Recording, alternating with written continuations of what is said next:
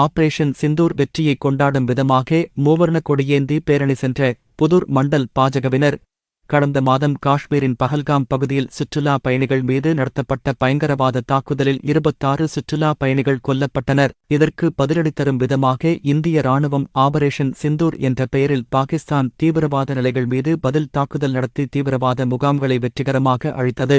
Operation Sindoor வெற்றியை நாடு முழுவதும் பல்வேறு தரப்பினர் கொண்டாடி வருகின்றனர். இந்நிலையில் மதுரை மாநகர் மாவட்ட பாஜக புதூர் மண்டல் சார்பில் புதூர் பேருந்து நிலையத்திலிருந்து கையில் மூவர்ண தேசிய கொடியேந்தி பாஜகவினர் இராணுவத்தினரின் வெற்றியை கொண்டாடும் விதமாகவும் இந்திய இராணுவத்திற்கு வாழ்த்து தெரிவித்தும் பேரணியாக சென்றனர். பேரணியில் புதூர் மண்டல் தலைவர் சத்யா என்ற முத்துலட்சுமி, பிபிகுளம் மண்டல் தலைவர் வெங்கடேசன், செல்லூர் மண்டல் தலைவர் மணிகண்டன், மேலமடை மண்டல் தலைவர் மணிகண்டன், தல்லாகுளம் மண்டல் தலைவர் சீதா, மாநகர் மாவட்ட பொருளாளர் ஜோதிமாணிக்கம், நிர்வாகி சந்தோஷ் பிரமணியன், மதுரை மாநகர் மாவட்ட வழக்கறிஞர் பிரிவு தலைவர் ஐயப்பராஜா, தல்லாகுளம் மோகன்குமார், மாவட்ட செயலாளர்கள் சரவணகுமார், சுந்தரமூர்த்தி உட்பட ஏராளமான பாஜக நிர்வாகிகள் மற்றும் தொண்டர்கள் கலந்து கொண்டனர். இப்பேரணியின் போது மனிதநேய ஜனநாயக கட்சியின் மாவட்ட துணைச் செயலாளர் பென்ஸ் மோகன் அக்கட்சியிலிருந்து விலகி பாஜகவில் இணைந்தார்.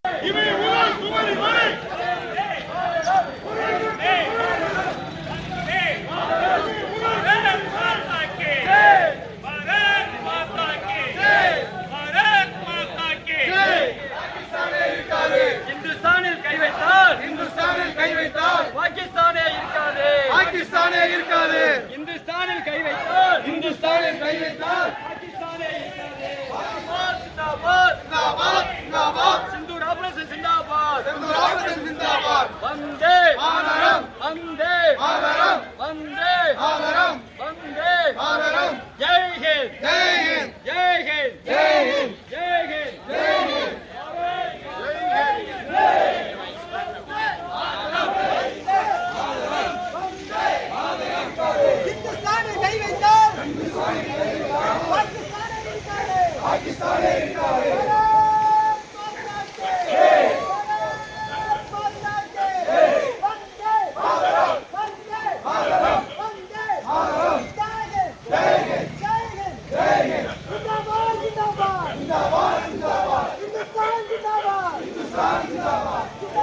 भारत माता की वंदे वंदे भारत माता की भारत प्रधानमंत्री नरेंद्र मोदी भारत प्रधानमंत्री नरेंद्र मोदी वंदे वंदे।